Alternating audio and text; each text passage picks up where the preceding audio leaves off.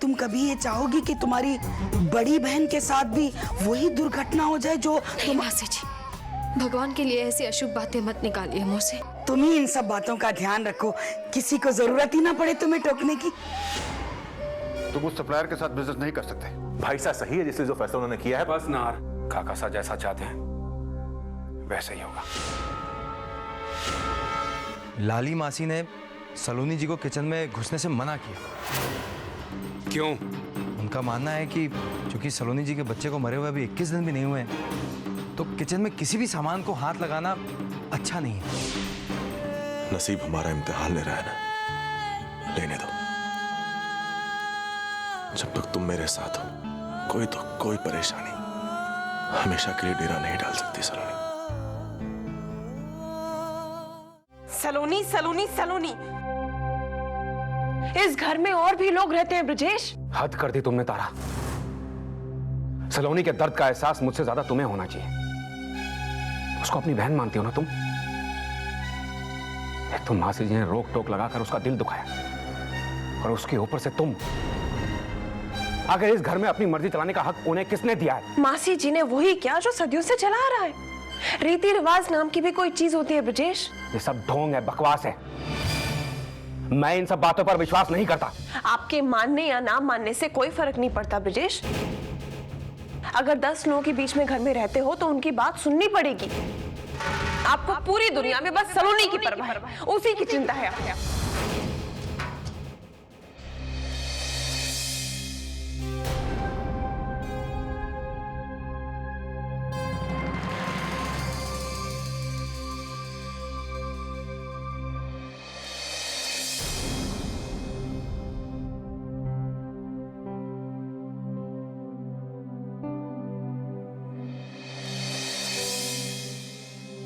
सुना आपने? अब आप ही समझाइए उसे। रहने दे ब्रजेश, तारा अभी कुछ नहीं समझेगी। अभी नहीं तो कब बाबू?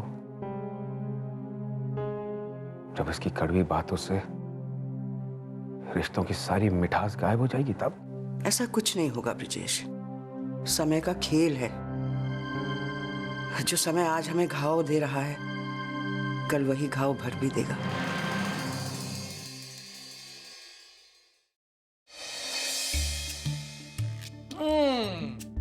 क्या बात भाई, ये रसगुल्ले तो जरूर छोटी सलाइली जी ने बनाए होंगे, क्योंकि किसी और के हाथ की बनाए चीज में इतना स्वाद आ ही नहीं सकता। हो गई ना मुझसे फिर से गड़बड़। अरे मैं तो भूल ही गया था कि सलाइली जी तो खाना बना ही नहीं सकती,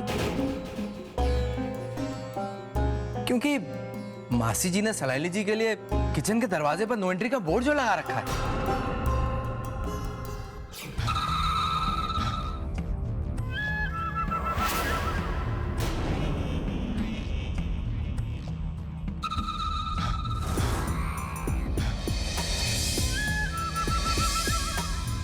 भला मैं क्यों किसी को कुछ करने धरने से मना करने लगी? जो रिवाज है सो ही कहा। अब आप लोग तो ठहरे नए जमाने के पढ़े लिखे लोग, इसीलिए आपको शायद ये बातें पसंद ना हो, पर मैं तो मानती हूँ।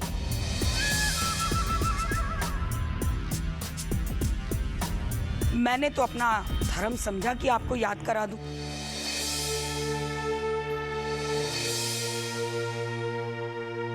सलोनी कोई मेरी दुश्मन थोड़ी है जो मैं उसका मन दुखाऊंगी। मैं तो ना सच कहूं तो भगवान से मनाती रहती हूँ कि हे प्रभु कोई चमत्कार कर दो, मेरी सलोनी की गोद हरी हो जाए।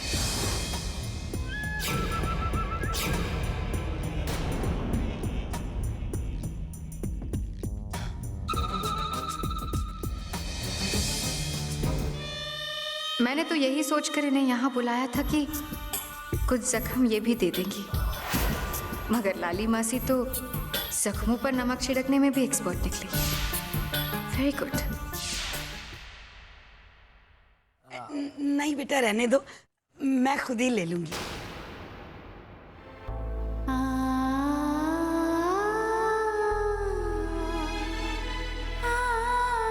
तारा जी, आपका बेटा तो अब काफी बड़ा हो गया, कुछ बोलना शुरू किया इसने कि नहीं? अभी तक कुछ नहीं बोला है उसने। कुछ नहीं बोलता अभी? तो इसमें कौन सी बड़ी बात है समझन साहब? कुछ बच्चे देर में बोलना सीखते हैं। वो तो ठीक है, लेकिन माँ कहने लायक तो बड़ा हो ही गया ना ये।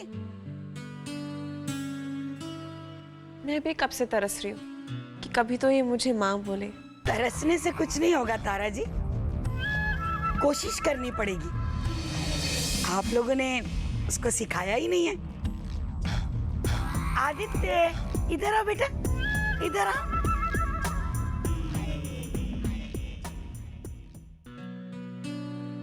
आदित्य बेटा जल्दी से बोलो माँ।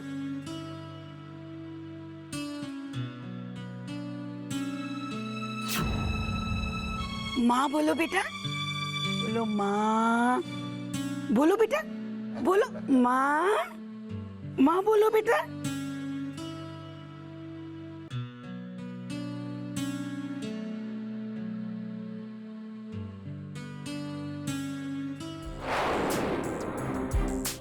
बोलो बेटा माँ।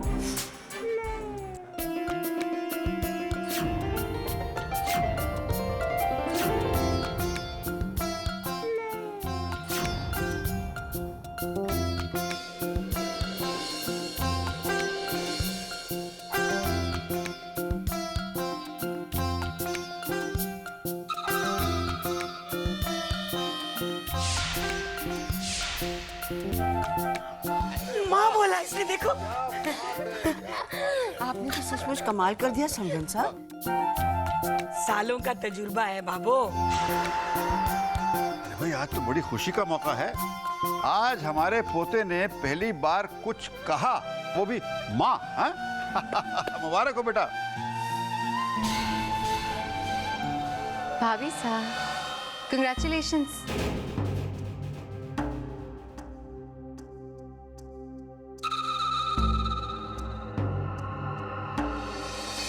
आदित्य, बेबी, देखो मम्मी को माँ बोलो।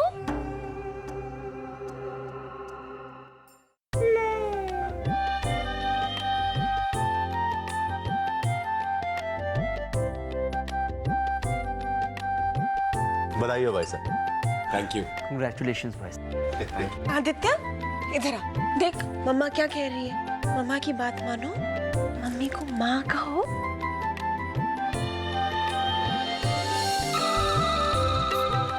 आदित्य की माँ कौन है? मैं माँ। अब कितनी बार कहलवाओगी माँ उससे? अब उसे पापा कहने दो। आओ आदित्य बेटा।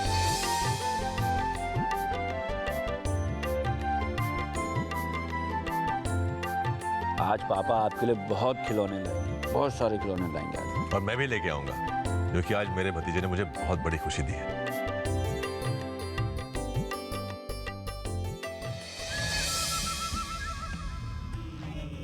तारा जी, क्या कलयुग आ गया है ना। बच्चे ने पहली बार माँ कहा, और माँ कहा भी तो किसे, जो कभी माँ नहीं बन सकती।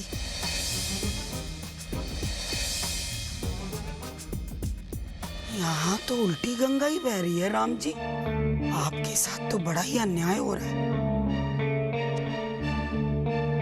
आज तो आपके बच्चे ने सलोनी को माँ कहा है, पर कल कहीं ऐसा ना हो कि आपका बेटा आपको पहचानने से ही मना कर दे।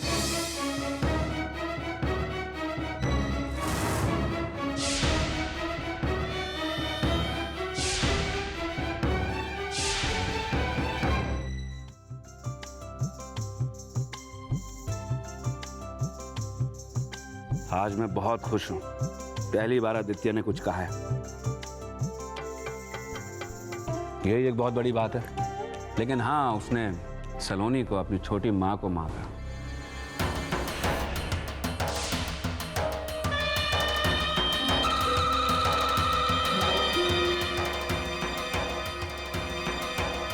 आपने बिल्कुल सही कहा भाई साहब। आज सलोनी अपने सारे दर्द भूल गई होगी ना।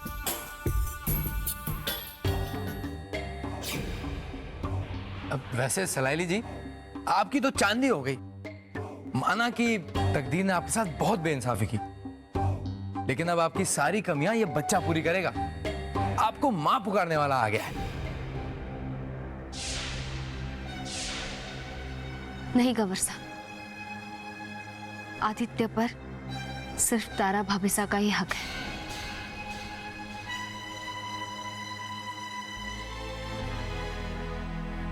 आओ।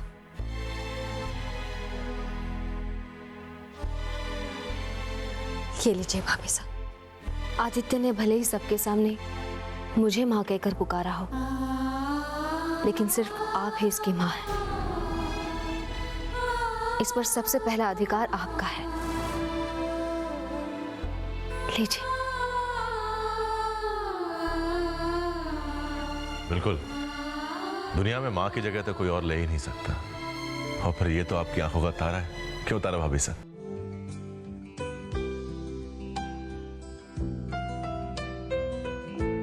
अब माताजी महाराज के सामने हाथ जोड़ो।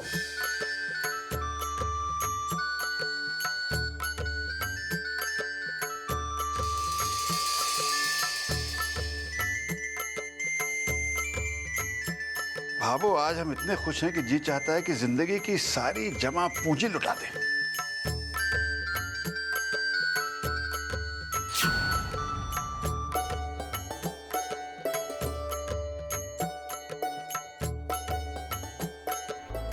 भाभीसा, आइए ना।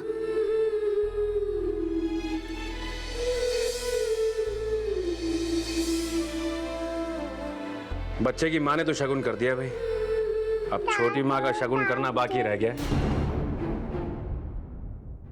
आखिर इसने तुम्हें पहली बार माँ कहकर पुकारा ना सलोनी।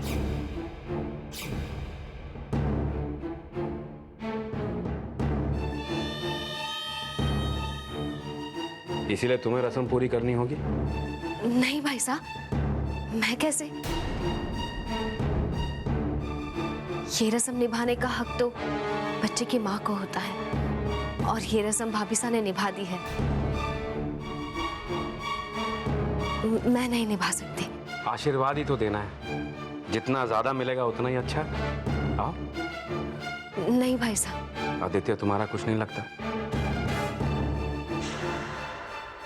क्या तुम आदित्य की कुछ नहीं लगती?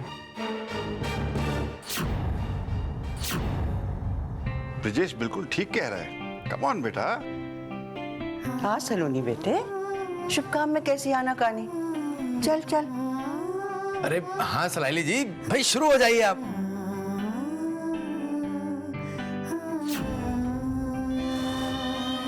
सभी कह रहे हैं सलोनी, तो मान जाओ ना। नार, मैं कैसे? सलोनी, बड़े भाई साहब की बात नहीं मानोगी?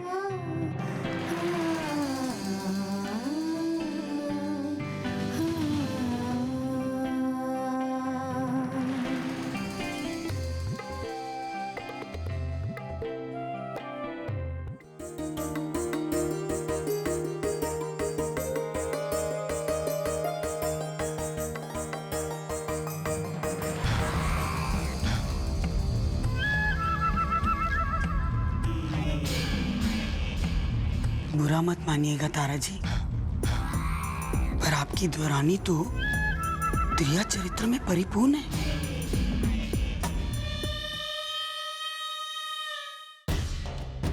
अपने मन की बात दूसरों के मुंह से कहलाने में बड़ी माहिर है वो तो। अब देखिए ना, पहले तो आपके बच्चे से मां कहलवा लिया,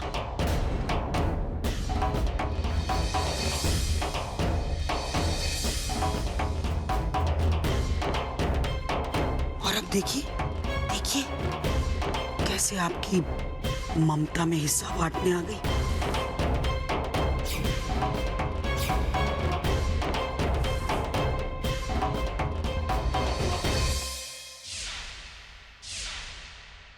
आ जाओ छोटे मामा के पास। छोटे पापा बोले। छोटे पापा। अरे रस्म पूरी हो गई, चलिए भाई एक फैमिली फोटो हो जाए। क्यों छोटे साले साहब? जरूर, क्यों नहीं। आइए आइए सब लोग आ जाइए। हाँ। भाभी से कहाँ है? मैं उन्हें लेकर आता हूँ।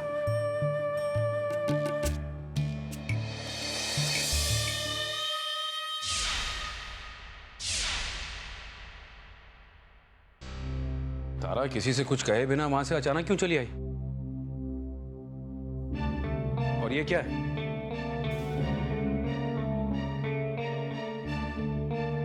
तारा तुम चुप क्यों हो? क्या बात है? तुम्हें इस तरह सबको वहां छोड़कर नहीं आना चाहिए था तारा। कम से कम सबका ख्याल तो किया होता, और खास करके सलोनी का ख्याल।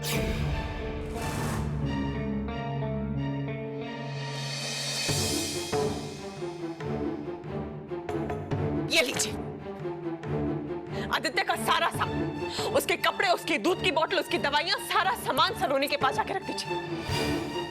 आज से आदित्य सलोनी के साथ रहेगा।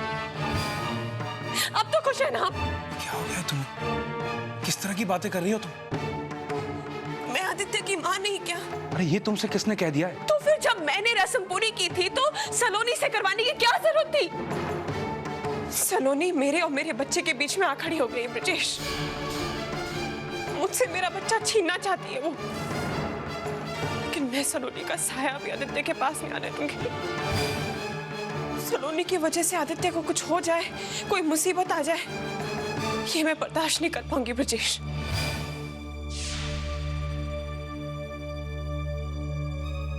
शर्म नहीं आती तुम्हें इस तरह की बातें करते हुए? हमारे आदित्य की जान बचाने के लिए सलोनी ने अपना बच्चा खोया है। कितनी गंदी सोच है तुम्हारी तारा।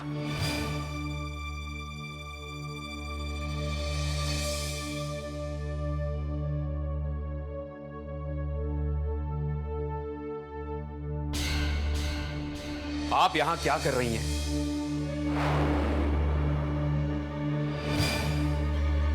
वो मैं ब्रिजेश बन्ना, मैं तो बस, हाँ, मैं ये देखने आई थी कि आप दोनों अभी तक वापस क्यों नहीं लौटे। वहां धीर कंवर सा कैमरा लिए खड़े हैं, तारा जी दिखाई नहीं दे रही। वो ठीक तो है ना ब्रिजेश बन्ना? वैसे तारा जी गलत भी नहीं है। अब आप पूछेंगे कैसे? वो ऐसे कि एक माँ और बेटे के बीच में कोई तीसरा आकर अपना हुक्म चलाए तो कोई भी माँ बर्दाश्त नहीं करेगी। बर्दाश्त तो मैं भी नहीं करूंगा मौसी जी कि कोई मेरे घरेलू मामले में दखल दे।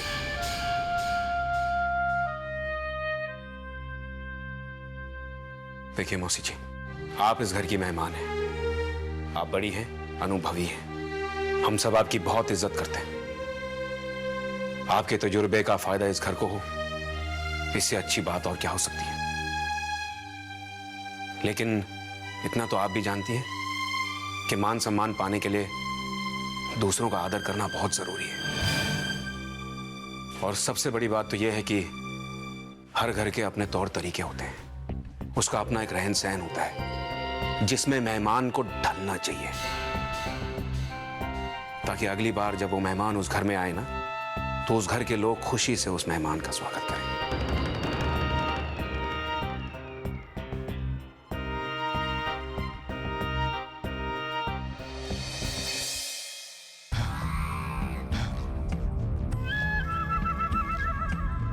रेशम में लपेट कर जूतियां मारना कोई इन शरीफों से सीखे। कितने प्यार से ब्रिजेश बन्ना ने कह दिया कि अपनी औकात में रहो। ये लाली अपनी औकात दिखाने ही तो यहाँ आई है बेटा। अब तो तुम्हारे इस घर को रणभूमि बनाकर ही विदा लूंगी मैं।